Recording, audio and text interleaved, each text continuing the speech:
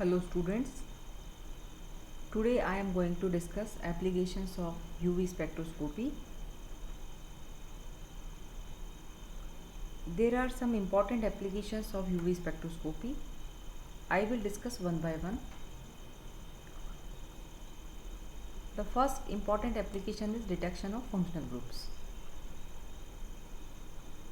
This technique is applied to detect the presence or absence of functional group in the compounds. All major functional group absorb at their characteristic wavelength, means lambda max. From the lambda max, due to absorption, we can predict the probable functional group. जैसे यदि हमें 280 nanometre पर lambda max प्राप्त होता है तो यह बताता है कि उस ऑर्गेनिक कंपाउंड में कार्बोनाइल ग्रुप प्रेजेंट है। इस प्रकार कैरेक्टरिस्टिक लैम्बडा मैक्स के आधार पर हम फंक्शनल ग्रुप को डिटरमाइन कर सकते हैं। Second thing is absence of functional group in the compound. इसे हम इस प्रकार समझ सकते हैं कि हमने किसी कंपाउंड का स्पेक्ट्रा लिया और उसमें हमें कोई भी लैम्बडा मैक्स किसी पर्टिकुलर वेवलेंथ पर प्राप्त नहीं होता है, तो हम किसी पर्टिकुलर ग्रुप की अनुपस्थिति या एब्सेंस का भी पता लगा सकते हैं।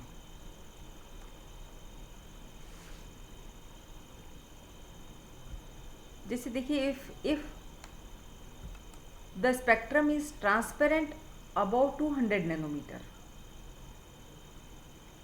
200 नैनोमीटर से ऊपर अगर कोई भी बैंड प्राप्त नहीं होता है तो हम कंक्लूड कर सकते हैं कि एब्सेंस ऑफ कॉन्जुगेशन यानी कॉन्जुगेशन नहीं हो सकता है, absence of carbonyl group, absence of benzene और एरोमेटिक कंपाउंड और एब्सेंस ऑफ ब्रोमो और iodo atoms.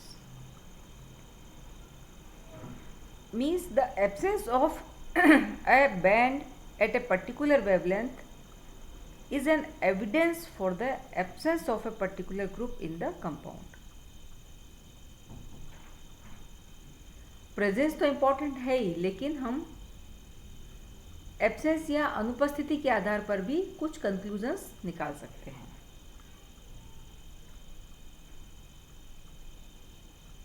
It means that no definite conclusions can be drawn if the molecule absorb below 200 nanometer.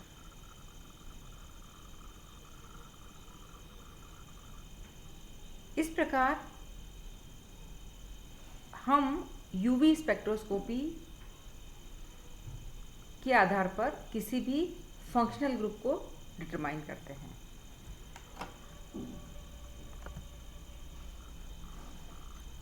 Next application is extent of conjugation. The extent of conjugation in polyenes like this can be estimated. Addition in unsaturation with the increase in the number of the double bonds. जैसे जैसे n की value को हम increase करते जाएंगे, shift the absorption to the longer wavelength. Double bond के value बढ़ने के साथ साथ जो लैम्बडा मैक्स होगा वो लॉन्गर वेवलेंथ की तरफ शिफ्ट हो जाता है। मीन्स हम ये कह सकते हैं कि विजिबल रीजन की तरफ वो शिफ्ट हो जाता है। That is about 420 nanometer. अब जैसे यहाँ अगर हम n की वैल्यू को 8 रख दें, 8, ऐसी स्थिति में alkene appeared colour to the human eye, क्योंकि वो विजिबल रीजन की तरफ शिफ्ट हो जाता है। तो कॉन्जुगेशन कितना होगा इसका पता हम लगा सकते हैं। जैसे जैसे n की वैल्यू यानी कॉन्जुगेशन बढ़ता जाएगा, लेमड़ा मैक्स लॉन्गर वेवलेंथ की तरफ शिफ्ट होता जाता है।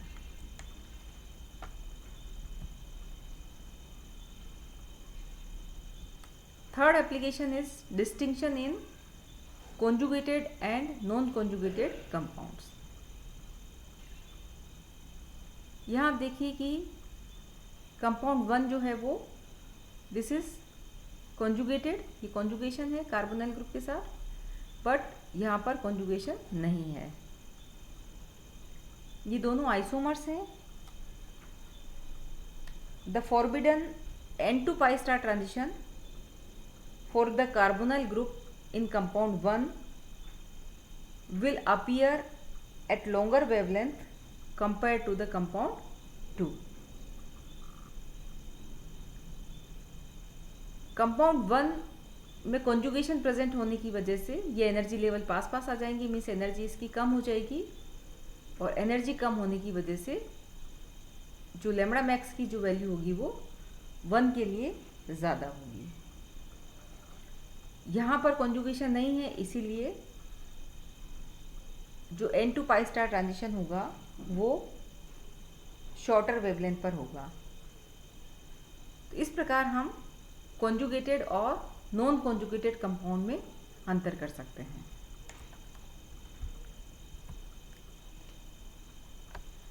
नेक्स्ट हम देखेंगे क्वांटिटेटिव एनालिसिस।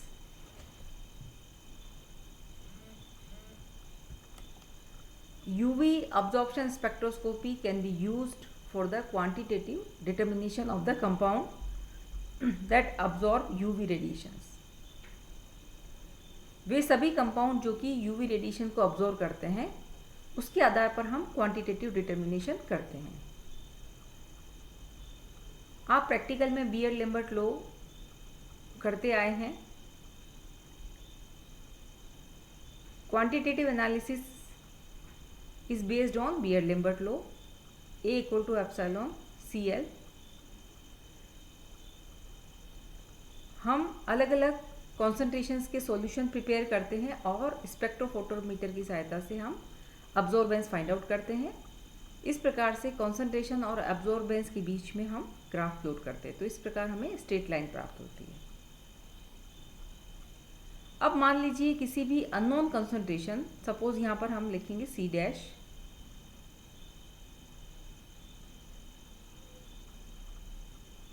उसको ज्ञात करने के लिए हम उस सॉल्यूशन की अब्जॉर्बेंस फाइंड आउट करते हैं। सपोज उसकी अब्जॉर्बेंस यहाँ आती है,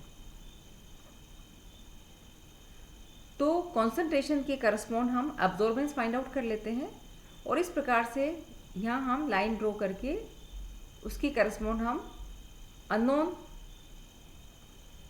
सॉल्यूशन की कॉन्सेंट्रेशन फाइंड आउट कर लेते हैं। देखिए यहाँ सपोज इसकी अब्जॉर्बेंस यहाँ आती है, तो यहाँ से हम एक लाइन ड्रॉ करेंगे, और लाइन यहाँ आने के बाद यहाँ इस जगह पर जो C' की वैल्यू हमें फाइंड आउट होगी, उसके आधार पर हम अननोन सॉल्यूशन की कॉन्सेंट्रेशन ज्ञात कर लेते हैं। तो इस प्रकार से ये बहुत ही इम्पॉर्टेंट टेक्निक है क्वांटिटेटिव एनालिसिस के लिए। नेक्स्ट एप्लीकेशन है elucidation of the structure of vitamin A1 and A2। Vitamin A1 absorb at 325 nanometer and lambda maximum for vitamin A2 appear at 351 nanometer। The absorption maxima appear at longer wavelength for vitamin A2। देखिए यहाँ पर इसका 351 पर, जबकि इसका 325 nanometre पर। तो this is due to the presence of additional ethylenic bond in vitamin A2। यहाँ देखिए बॉन्ड कितने हैं, 1 2 3 4 और 5 डबल बॉन्ड है, जबकि विटामिन A2 में देखिए 1 2 3 4 5 और 6। तो this is the additional ethylenic double bond present in vitamin A2। Therefore vitamin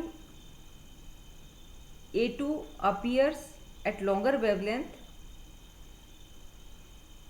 as compared to the vitamin A1।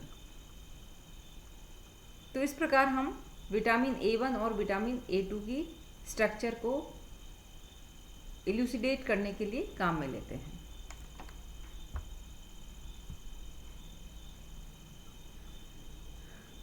Next important application is preference over two tautomeric forms. If a molecule exists in two tautomeric form, presence of one over the other can be detected by UV visible spectroscopy. This is the important example of 2-hydroxypyridine. This is 2-hydroxypyridine which exists in equilibrium with its tautomeric form, that is pyridone 2. The spectra of these two compounds were found to favor pyridone 2, which is an alpha beta unsaturated ketone. जो pyridone 2 जो है वो alpha beta unsaturated ketone है, therefore the equilibrium is shifted towards the right, that is pyridone 2. तो pyridone 2 alpha beta unsaturated ketone होने की वजह से जो साम्यावस्था होगी, इक्विलिब्रियम होगा, वो राइट साइड मतलब दाहिनी तरफ विस्थापित हो जाती है और इसीलिए जो pyridone 2 होता है वो अधिक मात्रा में उपस्थित होगा। तो कौन सी टोटोमेरिक फॉर्म जो होगी वो ज़्यादा होगी, इसे भी हम इस आधार पर यूवी विजिबल स्पेक्ट्रोस्कोपी के आधार पर हम डिटेक्ट कर सकते हैं।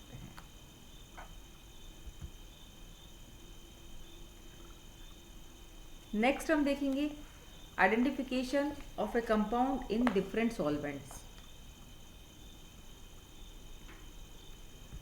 सबसे इम्पॉर्टेंट यहाँ पर एग्जाम्पल है क्लोरल हाइड्रेट का, कि the structure of the compound changes with change in the solvent. Chloral hydrate shows an lambda max at 290 nanometer in hexane, while the absorption disappear in the aqueous solution.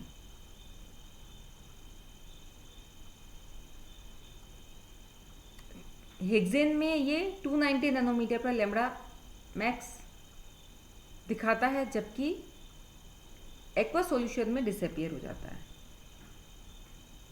Clearly the compound contain a carbonyl group in hexane solution and its structure is CCl3CHOH2O, whereas in aqueous solution it is present as CCl3CHOH whole twice। तो इस प्रकार से हम कोई भी compound different solutions के अंदर किस रूप में रहता है उसको हम आइडेंटिफाई कर सकते हैं।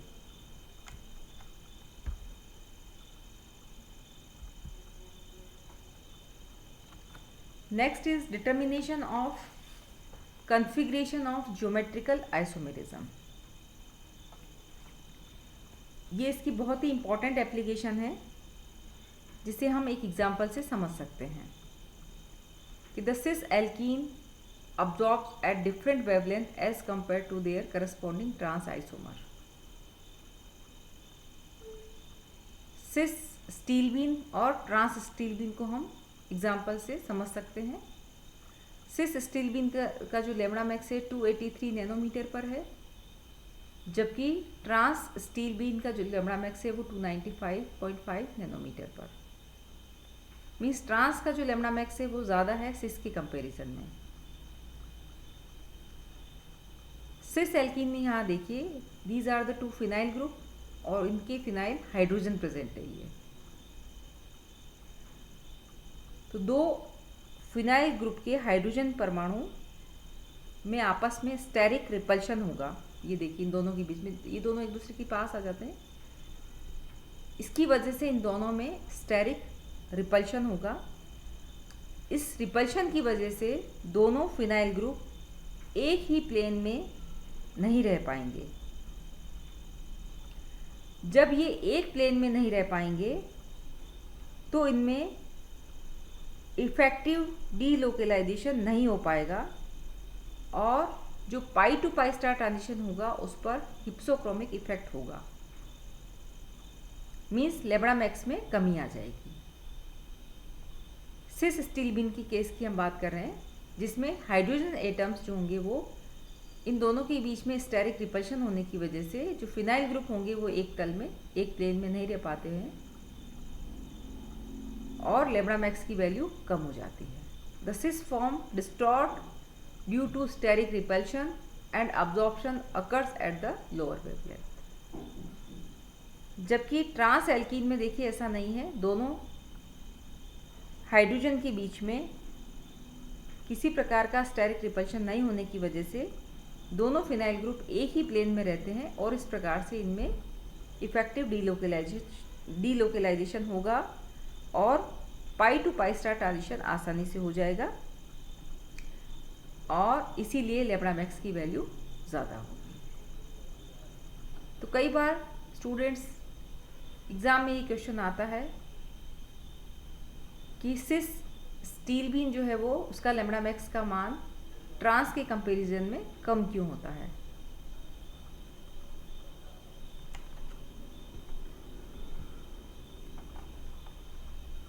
Next application is distinguishes between equatorial and axial conformations. The axial substituent present in alpha beta unsaturated ketones displace the R band, means n to pi star transition to the longer wavelength as compared to the equatorial isomers. ये equatorial isomers कर देंगे आप इसको, equatorial isomer। तो इस प्रकार से हम एक्सियल और इक्वेटोरियल आइसोमर्स में हम अंतर देख सकते हैं। Next important application is determination of strength of hydrogen bonding. कि जो हाइड्रोजन बॉन्डिंग की जो स्ट्रेंथ है उसको हम किस प्रकार से डिटरमाइन कर सकते हैं। Polar solvents like water, ethanol, they form H bonding with the n electrons of the carbonyl oxygen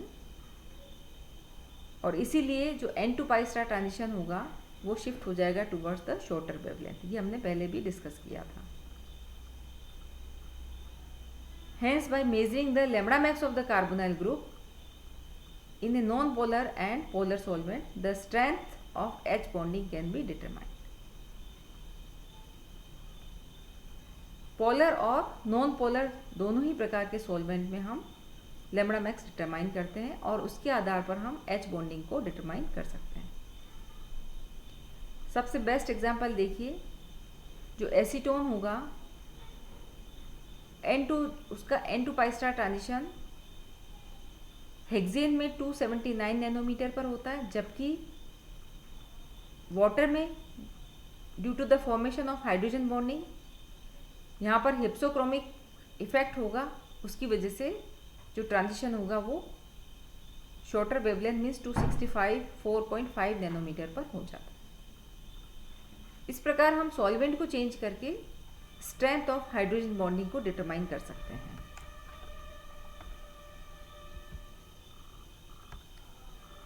next important application is hindered rotation. Any deviation from coplanarity of double bonds will result in reduction of pi orbitals and thus lambda max shift to the lower value।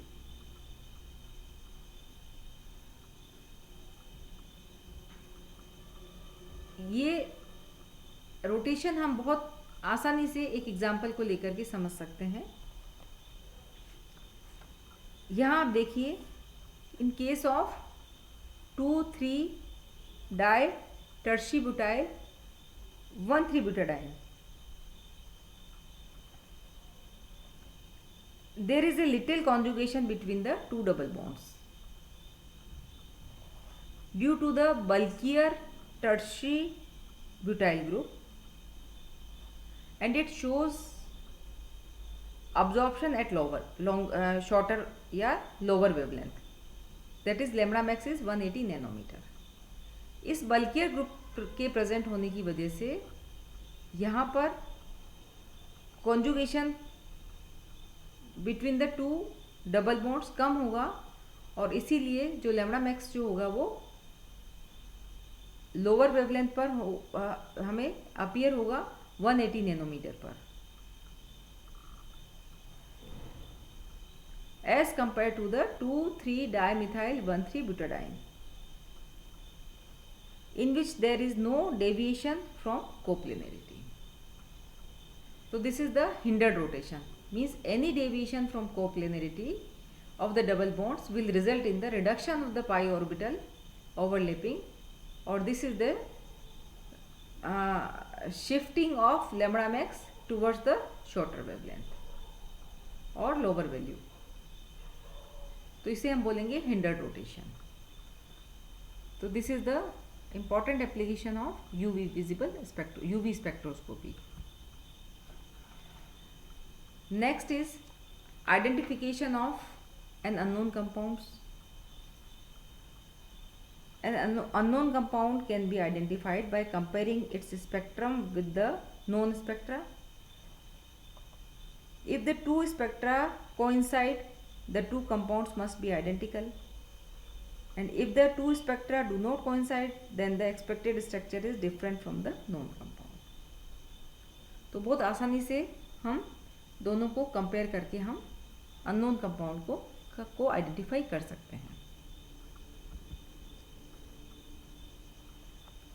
Next last application is examination of the polynuclear hydrocarbon.